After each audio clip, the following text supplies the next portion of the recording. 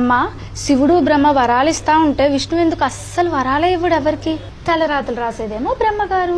అందుకే ఆయన కోసం కఠోర తపస్సు చేస్తే తలరాతులు మార్చుకునే అవకాశం గల వరాన్ని ఆయన చక్కగా ఇస్తారు. పరమశివుడు ప్రాణాలు హరించే డ్యూటీ ఆయనది.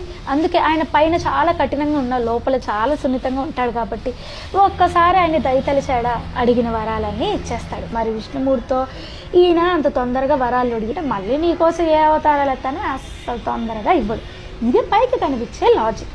లోపల కనిపించే లాజిక్ ఏంటంటే, నువ్వు కానీ ధర్మం పాటించావంటే ఆయనే మన వెనకాల తిరుగుతాడు వరాలు ఇవ్వడానికి. ప్రహ్లాదుడు అదే చేశాడు.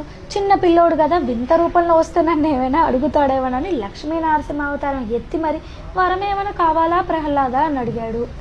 బలి చాలా ధర్మబద్ధంగా లోకాలన్నీ పాటిస్తుంటే దేవతలు వామన రూపంలో కిందకి పంపిస్తే ఈయనే ఆయన్ని 3 అడుగుల నేల అడిగాడు.